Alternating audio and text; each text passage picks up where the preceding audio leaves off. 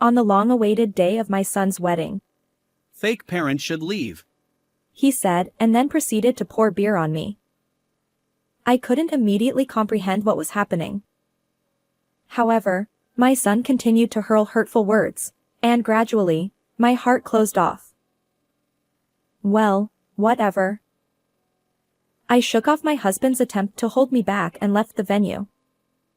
My son watched me comply without resistance, wearing a satisfied expression.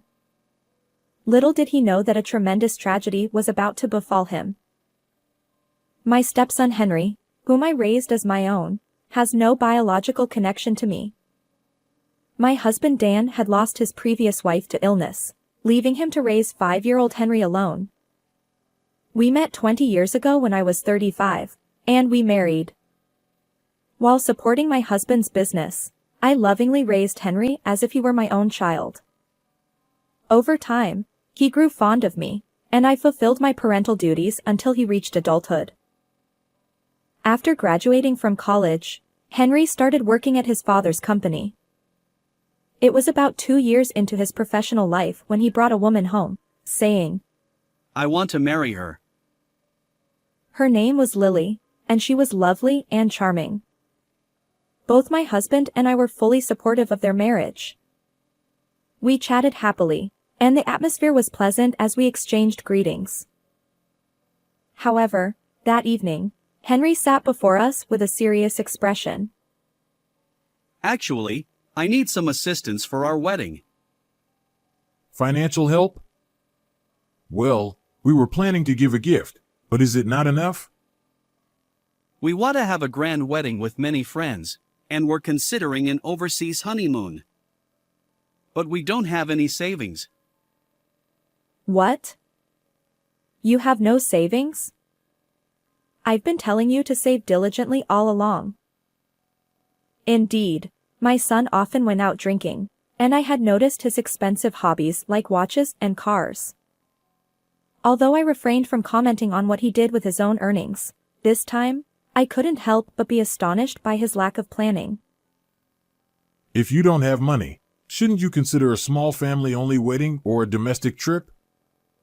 Choose a plan that suits you. My husband's words made sense, and I nodded in agreement. But we've already visited various wedding venues, discussed travel plans with her, and it's too late to back out now. Dad, please. Seeing my son's teary expression, I recalled the family trip Henry had thoughtfully planned for our 20th anniversary. He put so much effort into it even though he didn't have much money. Regretting that I had taken it for granted because it was a local trip, I decided to extend a helping hand. Maybe we should consider providing financial assistance?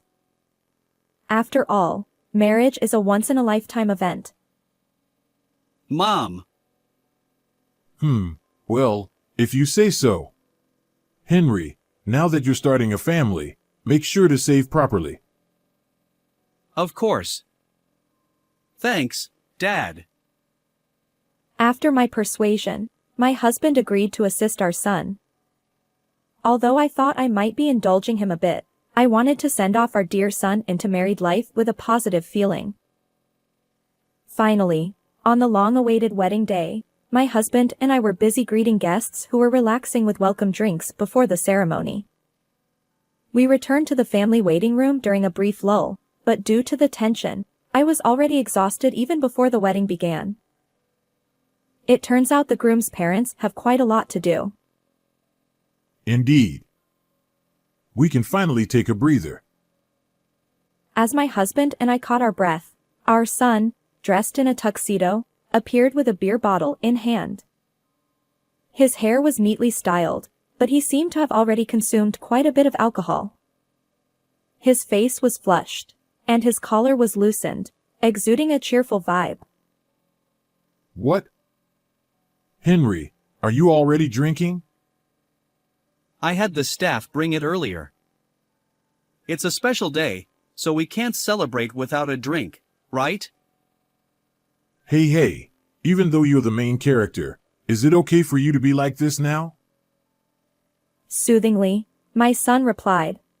It's fine. as he handed a glass to my husband and poured beer, exchanging cheerful words. He still has those unreliable, childlike moments, but seeing him like this, he's grown up. Taller than Dan and confidently wearing his tuxedo, my son reminded me of the little boy from the past. As I watched my son and husband from a slightly distant spot with a happy heart, Henry suddenly turned his gaze toward me and approached.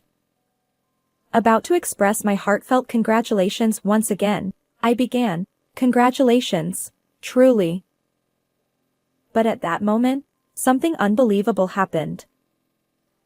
Smiling warmly, my son held a beer bottle above my head. Then, without warning, he turned it upside down, drenching me from the top of my head with beer. The liquid dripped down, making a splashing sound, and the scent of alcohol hung in the air. It was so sudden that both my husband and I were left stunned. After a while, I finally raised my head and looked at Henry, utterly bewildered. Now you won't be able to attend the wedding. With a smug expression, he continued. Until now, I pretended to play parent-child with you because I thought I needed a housekeeper to take care of things around me. What? Wait, a housekeeper? What are you talking about? Despite being unemployed, you ingratiated yourself with Dad, lived off his money, and called yourself a full-time housewife. But I've never considered you my mother. Caught off guard by my son's sudden change, I struggled to comprehend. I've poured genuine affection into you, believing I was your real parent. And yet. Enough. From now on, Lily will take care of things as my housekeeper. You're not needed. As a fake parent, you won't participate in the wedding. Outsiders can leave. I had raised Henry with love, trying not to make him feel lonely after losing his biological mother. But my one-sided efforts were met with disdain behind the scenes. Hearing Henry's true feelings and facing his verbal attack left me in shock. What kind of words are you saying to your mom? Even Dan, who had heard our son's outburst, rushed over, grabbing Henry's collar and shouting at him. Yet Henry remained unfazed.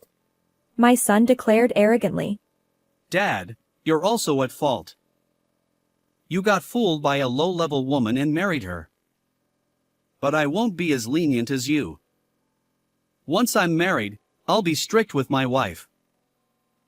As Henry continued to berate my husband in a dismissive tone, I stared at him in disbelief. Watching him stubbornly assert his selfish views, anger began to bubble up within me. Well, whatever.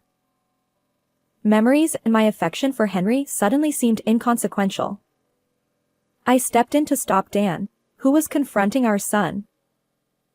Understood. As an outsider, I'll leave. Finally realized your place, huh? Just go already. With a satisfied expression, my son left the waiting room, laughing. But my husband remained dissatisfied, trembling with anger.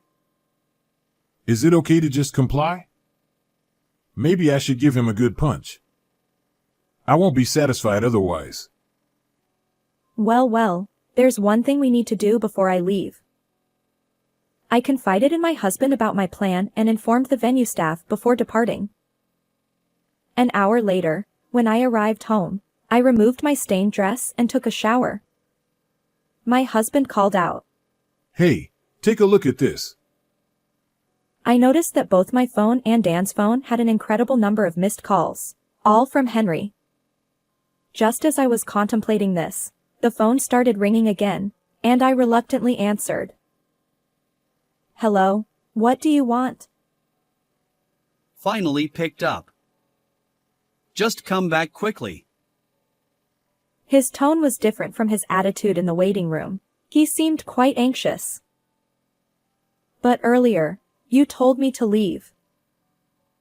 Yeah, but, for some reason, the venue suddenly announced that the wedding is cancelled.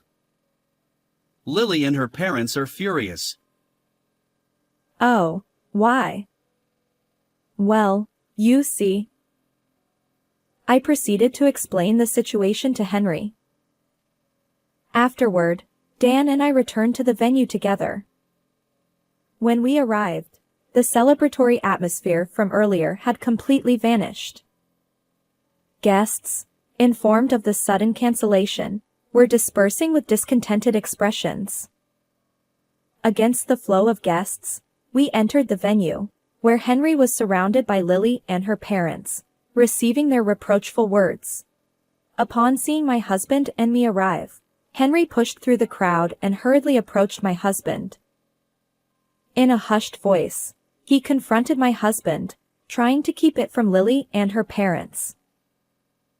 Why did you say you wouldn't pay for the venue? You promised. You've got it all wrong. It's not me who pays, it's Mary. But after the way you treated her, there's no way she'll cover the expenses. Wait, what do you mean? Henry looked bewildered by my husband's words and glanced at me.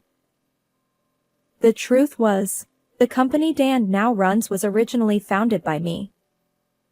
When Dan and I got married, he was an employee in my company, and I worked as the CEO. However, I felt concerned that Henry, Dan's son, wasn't opening up to me. Wanting to fully engage with my new family, I made the bold decision to step down as CEO, become a full-time homemaker, and prioritize communication with my son.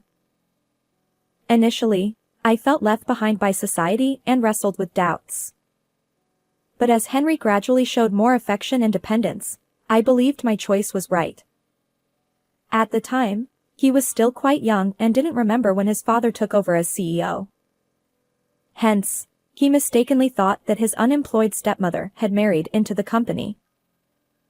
The reason we have money now is that Mary founded the current company. Huh? But that's ancient history, right? The current CEO is Dad. No, the crucial decisions are still made by Mary. She's essentially like a business leader. But Henry was left speechless by Dan's words. In reality, even after Dan took over as CEO, my name remained associated with the company, and I served as an advisor to him. If you thought of me as a housekeeper, then I have no obligation to provide money for you. damn it! Shut up! When I pushed back, Henry erupted in anger. It's unfair now. The wedding is ruined, and there are cancellation fees. We've already booked the honeymoon. You'll pay as promised. With a flushed face, Henry confronted me, but just then, Lily, having heard the shouting, approached. Hold on. What's going on? You were bragging about paying for everything yourself. Well, that's... Wait, were you planning to make your parents pay for everything? You're too old for that. How low? It seemed that despite asking us for financial assistance, our son had been trying to impress Lily by pretending to have money. By the way, you said you had no savings, and you mentioned that once you're married, Lily would be like a housekeeper taking care of things, right? Huh? We're both working, so we agreed to share household chores, didn't we?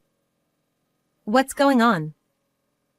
Henry stumbled over his words, further berated by Lily.